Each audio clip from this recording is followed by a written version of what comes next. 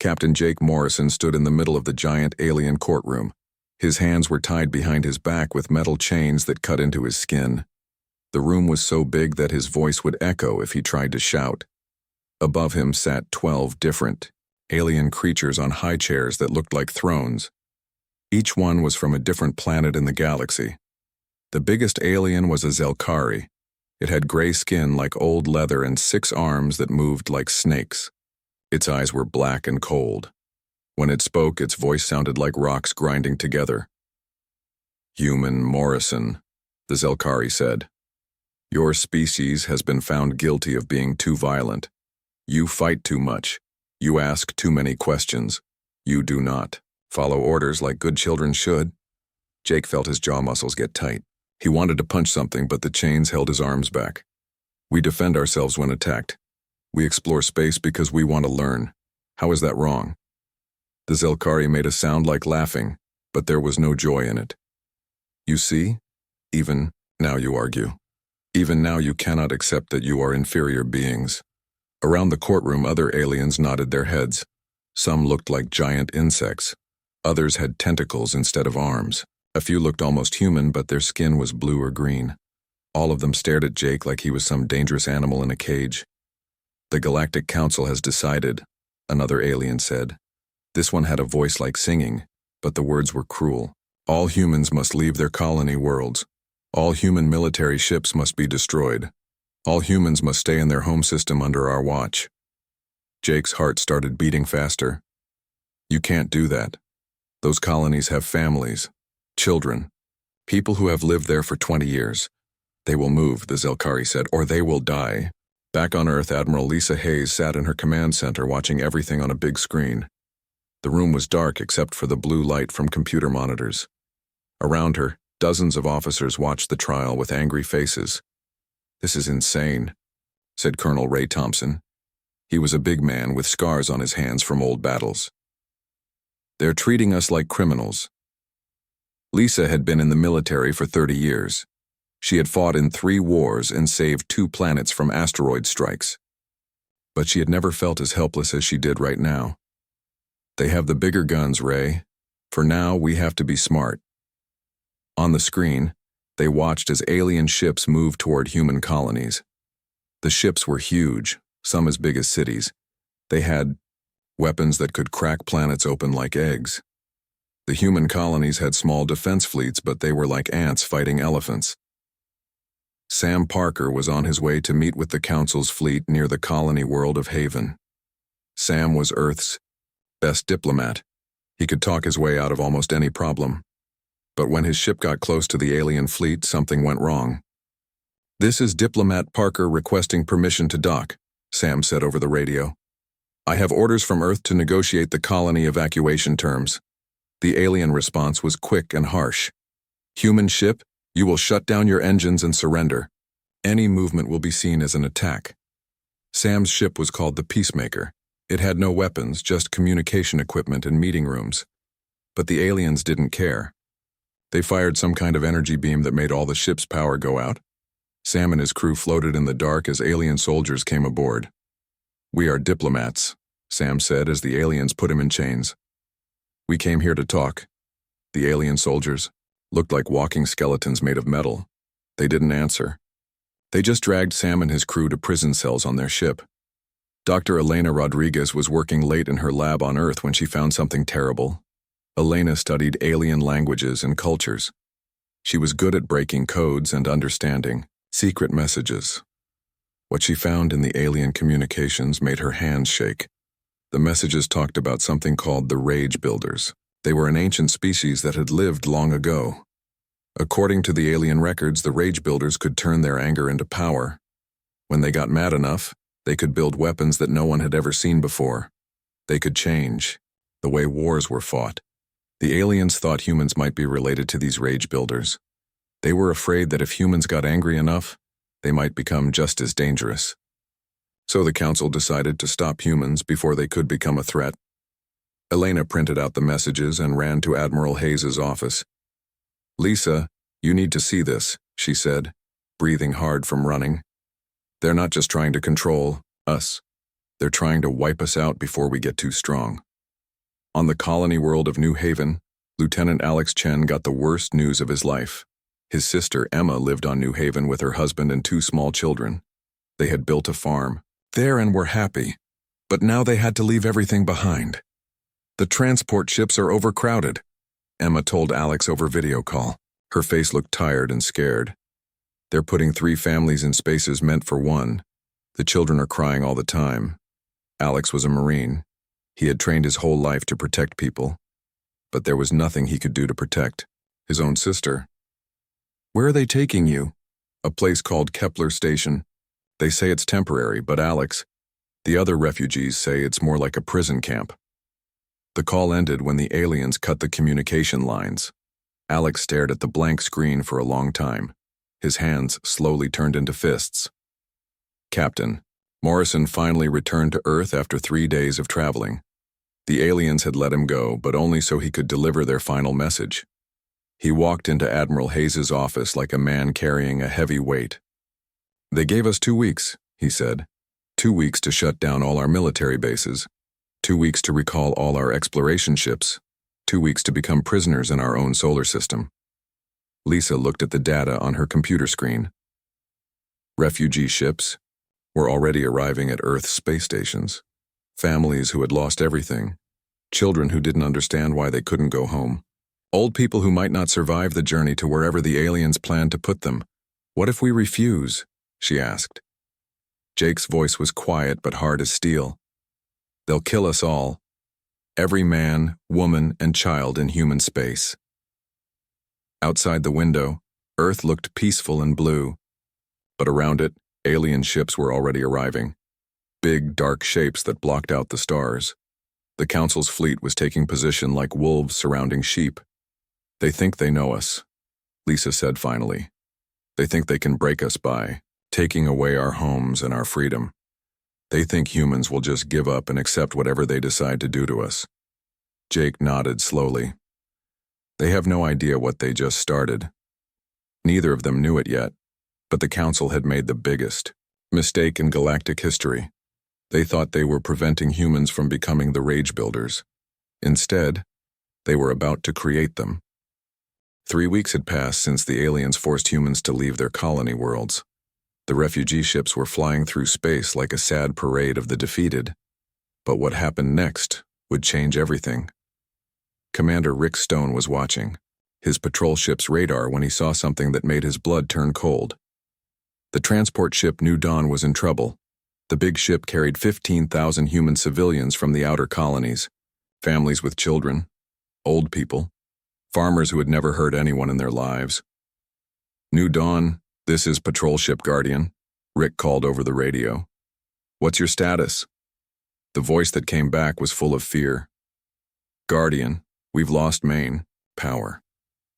Life support is failing. The alien escort ships are just sitting there watching us die.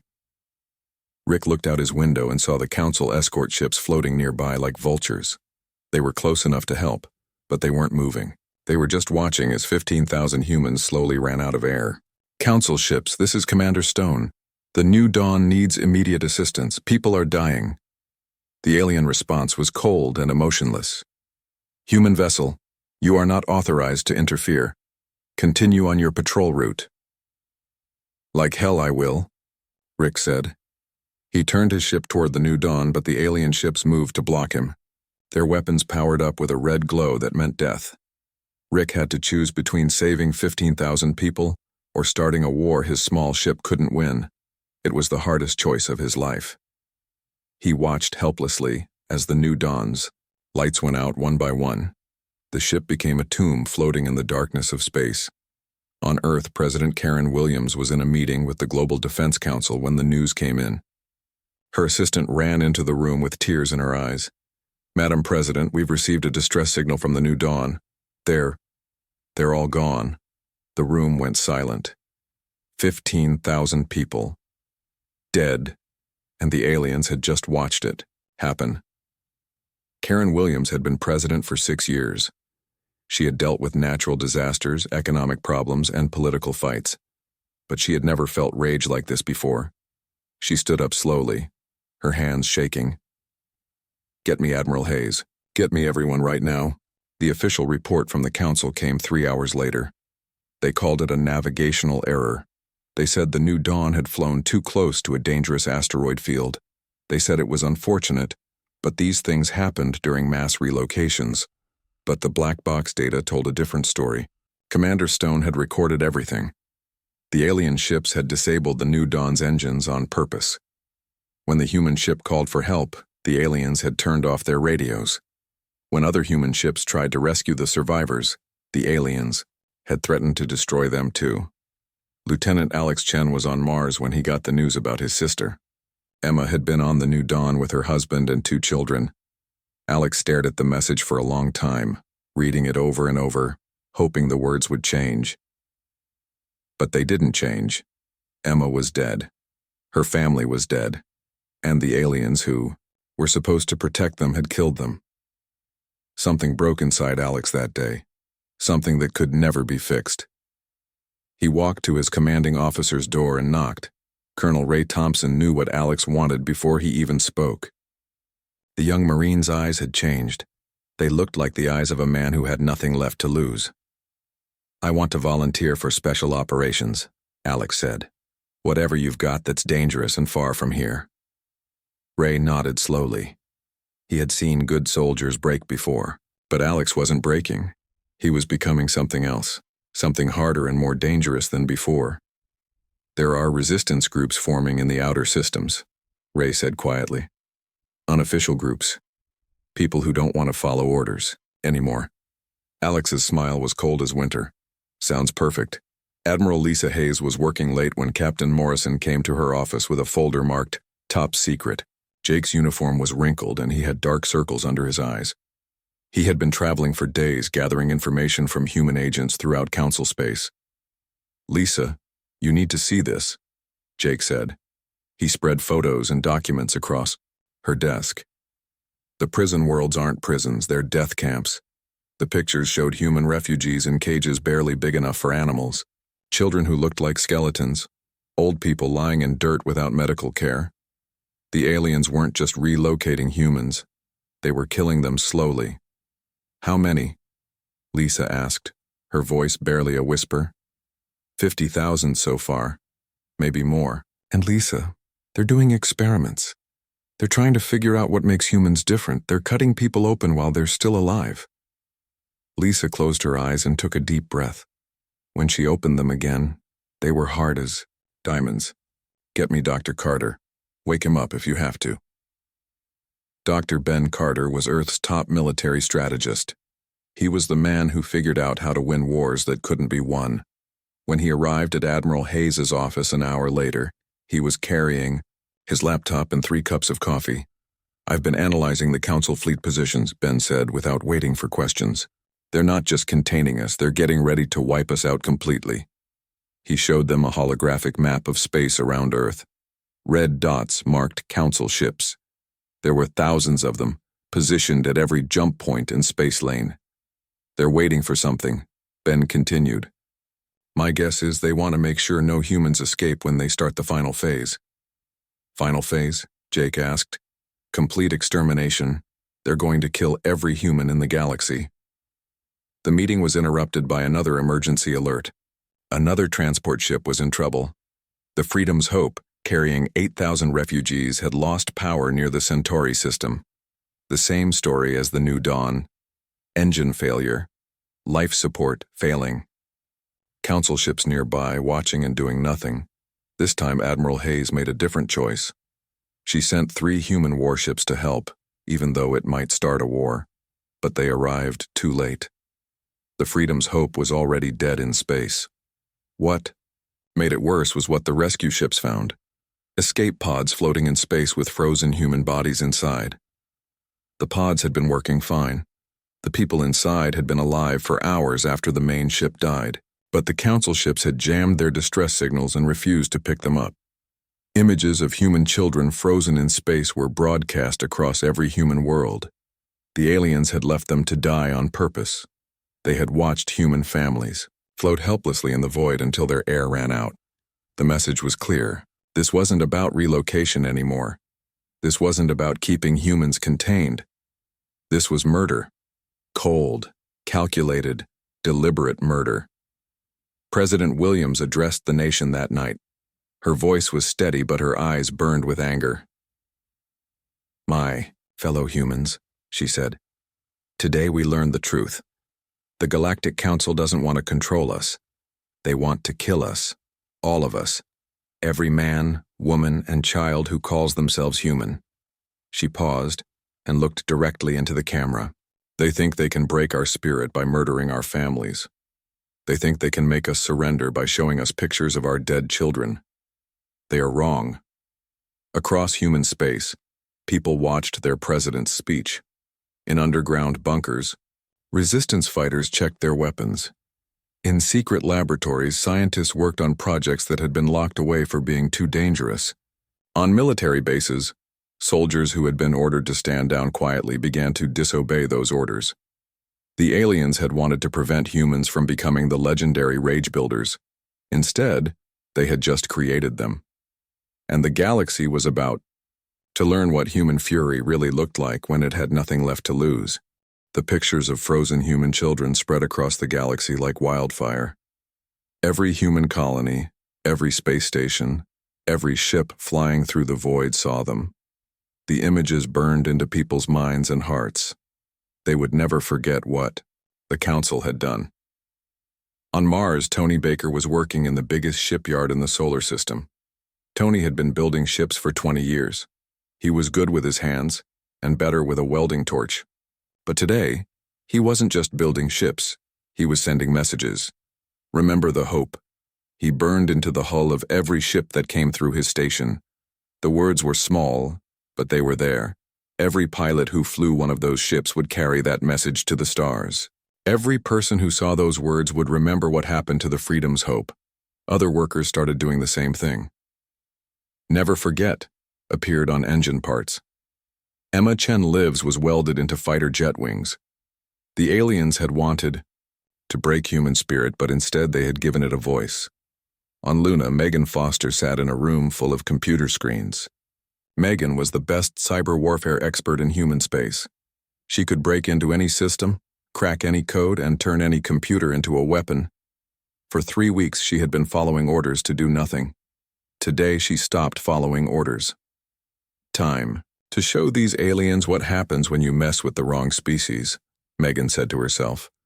Her fingers flew across the keyboard like a pianist playing a deadly song. She started small. Council communication satellites went dark for a few minutes. Then their navigation systems started giving wrong directions. Supply ships got lost. Military vessels found themselves flying in circles. The aliens thought it was just technical problems. They had no idea they were under attack. Admiral Lisa Hayes had made a decision that could save humanity or destroy it completely.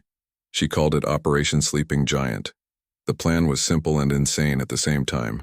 Send a team of volunteers deep into Council space to steal their most secret information. Find out where every human prisoner was being held. Learn how the Council's military really worked. And maybe, if they were very lucky, find something that could be used as a weapon.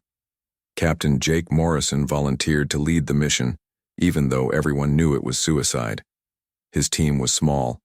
12 of the best soldiers and spies in human space.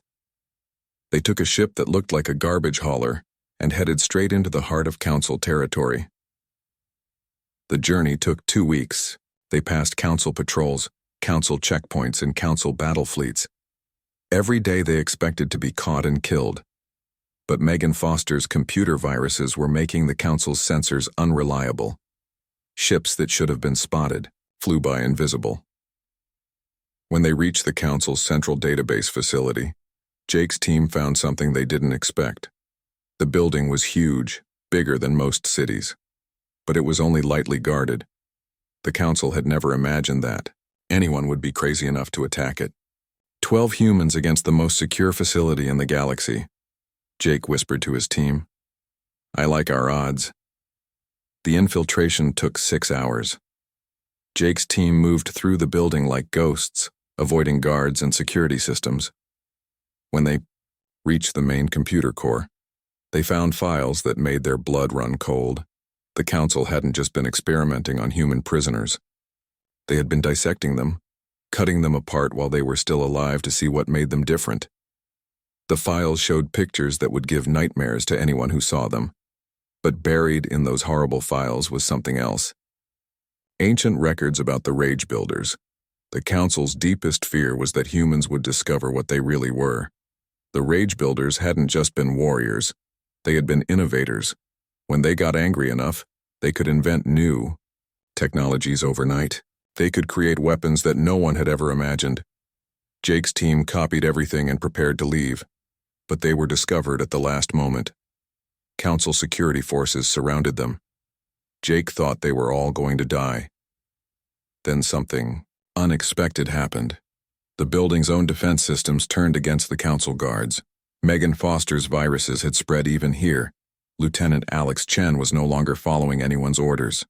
He had taken a small ship and headed for the outer colonies where resistance groups were forming. Alex wasn't just angry anymore. He was something else, something focused and deadly. His first target was a council supply convoy heading for one of the prison worlds. The convoy had 12 ships guarded by 4 council warships. Alex attacked them alone in a ship that was barely armed. He should have been killed in seconds. Instead, he destroyed the entire convoy. Alex had stopped thinking like a soldier following rules. He started thinking like a hunter who knew his prey. He hit the convoy's fuel ships first, turning them into bombs. He used the explosions to blind the guard ship's sensors. Then he picked them off one by one. The attack took less than an hour. When it was over, Alex broadcast a message on all frequencies. "This is for Emma Chen and everyone else you murdered. We're coming for you." The message spread through human space faster than any official communication. Other resistance fighters heard it and started their own attacks. Council supply lines that had been safe for centuries suddenly became death traps. Dr. Ben Carter was working in the deepest basement of the Pentagon when Admiral Hayes brought him the stolen council files. Ben had been studying alien technology for 15 years. He thought he understood how advanced the council really was. The files proved he was wrong. "They're not more advanced than us," Ben said, his voice full of amazement. "They're just older. They've been using the same technology for thousands of years. They stopped innovating. They stopped trying to improve." The files showed council military technology that hadn't changed in millennia. Their ships were bigger and more numerous, but they weren't actually better. They were like sword-carrying knights facing soldiers with rifles. "We can beat them," Ben continued. "Not with what we have now, but with what we can build. The Rage Builders weren't just warriors. They were inventors, and we're about to prove we inherited that ability." President Karen Williams made the hardest decision of her career. She authorized the release of humanity's most dangerous military research. Projects that had been locked away because they were too powerful, too risky, too frightening to use. The Prometheus engine could crack planets by manipulating gravity. The Ghost Protocol could make entire fleets invisible to any sensor. The Berserker initiative could enhance human soldiers until they became unstoppable killing machines. For 50 years, these projects had been kept secret because human leaders feared what they might do. Now, with humanity facing extinction, fear was no longer an option. Scientists worked around the clock to turn theoretical weapons into reality. Engineers who had been told their ideas were too dangerous suddenly found unlimited funding and resources. Soldiers volunteered for enhancement procedures that might kill them or drive them insane. The transformation was happening everywhere. In laboratories, in factories, in training facilities, and in the hearts of every human who had seen the pictures of frozen children in space. The Council had wanted to prevent humans from becoming the Rage Builders. Instead, they had created exactly what they feared most. The final push came when the Council destroyed another prison world. 200,000 human civilians died in what the Council called a reactor accident. But intercepted communications told the truth. The Council had murdered them all to prevent a rescue attempt. The news reached Earth during a joint meeting of all human leaders. The room was silent for a long moment. Then Admiral Hayes spoke. "They've killed their last human," she said quietly. "It's time to show them what we've become." Outside, the first ships equipped with the new technology were launching from Earth's orbital shipyards. They looked different from anything humans had built before. Sleeker, deadlier, and somehow alive with barely contained power. The Rage Builders had awakened, and the galaxy was about to learn what human fury could accomplish when it had nothing left to lose and everything to fight for. The war began without any speeches or declarations. It started with silence. Council ships throughout human space simply stopped talking to each other. Their communication systems went dark. Their radar screens showed nothing but static. Their computers began showing error messages in languages they had never seen before. Megan Foster sat in her command center on Luna, watching her masterpiece unfold. Her computer virus had been spreading through Council networks for weeks. Now it was ready to strike. Every Council ship, every base, every weapon system was infected, and they had no idea what was about to hit them. "Give them hell," Megan whispered as she pressed the final key. Across the galaxy, Council technology turned against its users. Navigation systems sent ships flying into asteroids. Weapon targeting computers locked onto their own allies. Life support systems shut down without warning. In a single moment, the most powerful military force in galactic history became helpless. Admiral Lisa Hayes stood on the bridge of her flagship, watching the chaos through her ship's sensors. She had waited 30 years for this moment. The moment when humanity would finally fight back against those who had tried to destroy them. "All ships, this is Admiral Hayes," she spoke into her communicator. "Operation Fury is now active. Show them what humans do to child killers." The first wave of humanity's response launched from hidden bases throughout the solar system. Captain Jake Morrison led a fleet of 50 ships, but these weren't the same ships the Council had faced before. These ships used the Ghost Protocol, technology stolen from the Council's own archives and improved by human engineers. Jake's ships didn't just turn invisible. They became completely undetectable. No radar could find them. No sensors could track them. They moved through space like deadly shadows, appearing only when they were ready to strike. The first Council fleet to encounter them was patrolling near Jupiter. 12 massive alien warships, each one capable of destroying a city.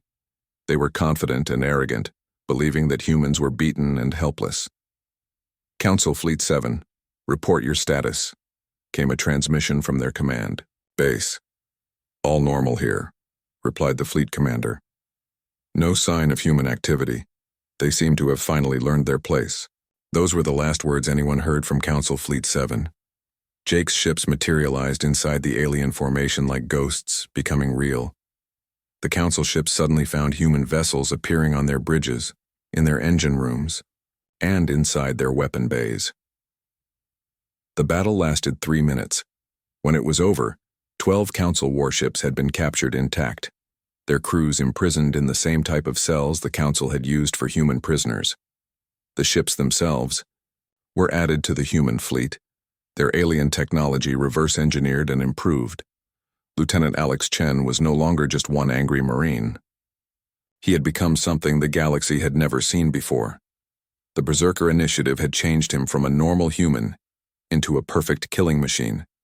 His body was stronger, faster, and could heal from wounds that would kill ordinary people. But more importantly, his mind had been enhanced to process combat information at impossible speeds. Alex led a unit of 50 enhanced soldiers calling themselves Hope's Vengeance. They didn't fight like normal troops. They hunted. They appeared on Council worlds like nightmares come to life, striking without warning and vanishing before reinforcements could arrive.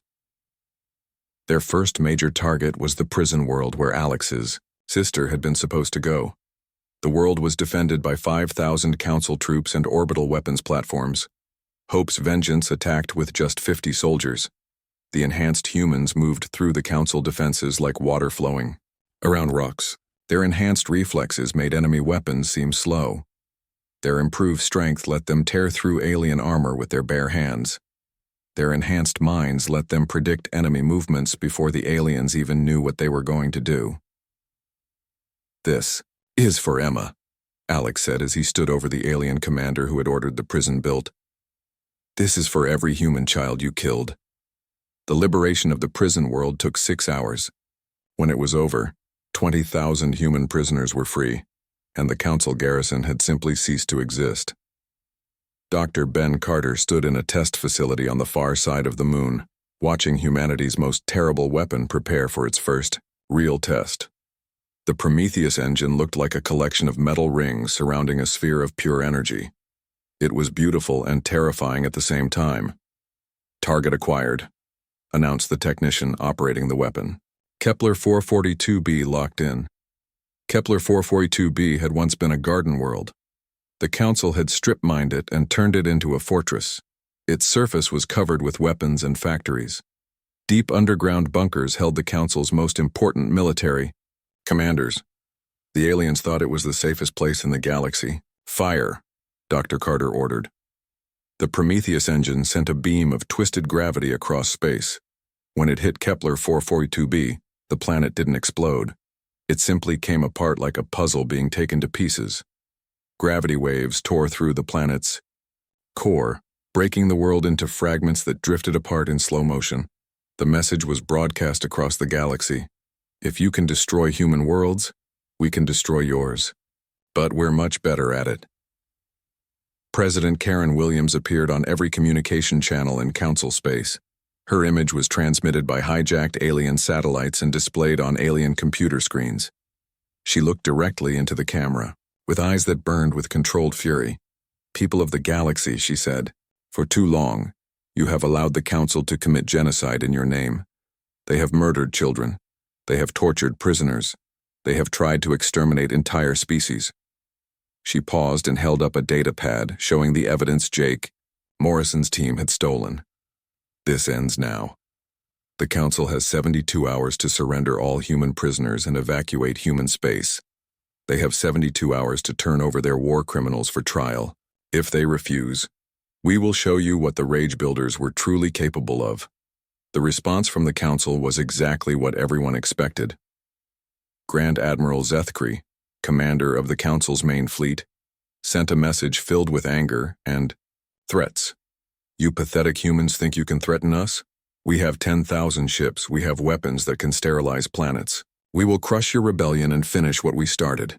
Admiral Hayes received the council's response while standing on the bridge of her flagship. Around her, the human fleet was assembling for the final battle.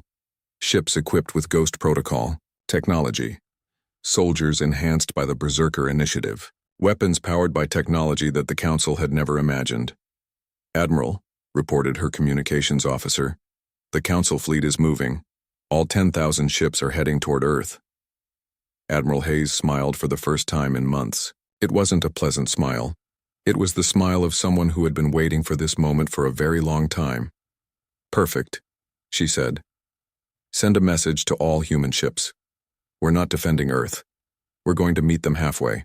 The two fleets began moving toward each other across the void between star systems. The Council's grand fleet was massive beyond imagination. 10,000 ships representing every species in their alliance. Weapons that had conquered 100 worlds. Commanders who had never lost a battle. The human fleet was 1/10 their size, but it carried something the Council had never faced before. It carried the fury of a species that had been pushed too far. It carried the innovation of people who had nothing left to lose. It carried the rage of the builders, awakened at last. Grand. Admiral Zethkri opened a final communication channel to Admiral Hayes as the fleets approached each other. "Human Admiral," his voice was full of contempt, "I offer you one last chance to surrender. Submit now, and we will make your deaths quick." Admiral Hayes looked at her enemy through the screen. She thought about the frozen children floating in space. She thought about the prison worlds and the torture chambers. She thought about Emma Chen and 15,000 other innocent people murdered by aliens who thought they were superior. "You wanted to see human fury," she said quietly. "You're about to get your wish." The Battle of the Void lasted exactly 17 minutes. When it was over, the most powerful military force in galactic history had been completely destroyed. 10,000 alien ships had become space junk floating in the darkness. The Council's grand fleet, which had conquered hundreds of worlds, simply stopped existing. Admiral Lisa Hayes watched it happen from her command chair. Her human fleet of 1,000 ships moved through the alien formation like sharks attacking a school of fish. The Ghost Protocol made her ships invisible until the moment they struck. The Prometheus engines turned Council vessels into weapons against their own allies. The Berserker Initiative soldiers who boarded enemy ships moved through alien crews, like death itself. Captain Jake Morrison's flagship, the Retribution, led the charge straight into the heart of the Council formation. His ship materialized inside the enemy's command cluster, appearing between three massive alien dreadnoughts like a ghost becoming real. "Ghost Squadron, this is Morrison." Jake spoke calmly into his communicator. "Execute boarding protocol. Show them what humans do to child killers." Jake's ship didn't just attack the alien vessels. It passed through their shields like they weren't there, using technology the Council had never imagined. Human soldiers in enhanced armor stepped through solid walls and appeared on alien bridges. The Council crews found themselves facing enemies who moved faster than their eyes could follow and hit harder than their armor could protect against. On the alien command ship, Grand Admiral Zethkree was shouting orders that no one could obey. His weapons wouldn't fire because Megan Foster's viruses had taken control of his targeting systems. His shields were down because his own computers thought he was the enemy. His fleet was being torn apart by invisible ships that struck without warning and vanished before his gunners could react. "How is this possible?" Zethkree screamed at his tactical officer. "They're just humans, primitive savages with basic technology." The answer came when Lieutenant Alex Chen and his enhanced soldiers materialized on the bridge. Alex moved so fast that the alien guards couldn't even raise their weapons. In 3 seconds, every Council soldier in the room was dead or unconscious. Alex walked slowly toward the Grand Admiral, removing his helmet so the alien could see his face. Zethkree had 6 arms and stood 3 feet taller than any human, but he backed away in terror. "You wanted to know what makes humans different," Alex said, his voice cold as space itself. "You spent years cutting us apart to find out. You tortured children to understand our rage. You killed my sister to see how we would react." Alex grabbed the alien commander with one enhanced hand, lifting him off the ground like he weighed nothing. "This is for Emma Chen. This is for the New Dawn. This is for every human child you murdered while you watched." Zethkree died knowing that humanity's fury had a very personal edge. The destruction of the Grand Fleet sent shockwaves across the galaxy. Council member species who had thought themselves safe behind the most powerful military in known space suddenly realized they were defenseless. The humans they had dismissed as primitive savages had just done the impossible. The surrender offers started coming in less than an hour after the battle ended. The Zelkari ambassador who had started the war by calling humans inferior sent a desperate message begging for mercy. The insectoid hives that had voted to exterminate humanity offered to become human vassals. The crystal entities that had provided ships for the Grand Fleet promised to pay any price for peace. Admiral Hayes received all the surrender offers in her command center. She read them carefully, then deleted every single one. "No mercy," she said to her staff. "They chose genocide. Now they get to live with the consequences." Dr. Ben Carter's analysis of captured Council data revealed the full scope of their crimes. The prison worlds weren't just for humans. They were filled with the remains of 47 different species that the Council had relocated over the past 1,000 years. Entire civilizations had been wiped out and forgotten, their only crime being that they asked too many questions or refused to obey orders. President Karen Williams established the Terran Confederation with a simple charter. Any species that committed genocide would be removed from the galaxy. The former Council worlds were given a choice: join the Confederation as equals and help build a better future, or face the same fate as their former leaders. Most chose wisely. The few that didn't simply disappeared. Their worlds found empty when human exploration ships arrived. Word spread quickly that the new human government didn't make idle threats. Captain Morrison took command of the Confederation's exploration fleet. His mission was to find and liberate any survivors from the Council's hidden prison worlds. Indeed, The first year alone, his ships found over 2 million beings from dozens of supposedly extinct species. They were given new worlds, new hope, and new lives under human protection. Lieutenant Alex Chen retired from military service and returned to Earth. His enhanced body would live for centuries, but his anger had finally burned itself out. He spent his remaining years building memorials for the victims of the Council's genocide. The largest one, on the moon, bore a simple inscription: "They tried to break us. Instead, they made us stronger." Admiral Hayes also retired, choosing a small colony world where she could watch the sunset over fields of earth wheat. She lived quietly, knowing that human children would grow up free because of what her generation had sacrificed. Sometimes, young people would ask her about the war, and she would tell them one simple truth: never start a fight with humans, but if someone else starts one, finish it. Megan Foster became the Confederation's Minister of Communication Technology. Her computer networks connected thousands of worlds, allowing species that had never met to share knowledge and culture. The viruses that had once brought down the Council's military were turned into tools for education and understanding. Dr. Elena Rodriguez's replacement, Dr. Amy Sullivan, made the most important discovery of all while studying the ruins of the Council's Central Archive. The ancient records about the Rage Builders had been wrong in one crucial detail. They weren't humanity's ancestors from the distant past.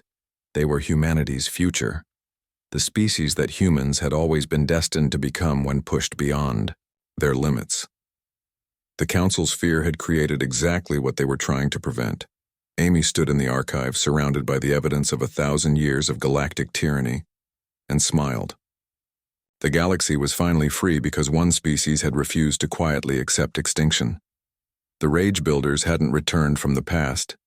They had emerged from the present, forged in the fires of righteous fury and tempered by the loss of everything they held dear. The war was over. The Council was gone. And across 1,000 worlds, children of dozens of species played together under skies that no longer held the threat of sudden death. They would grow up in a galaxy where strength protected the weak instead of preying on them. The humans had kept their promise.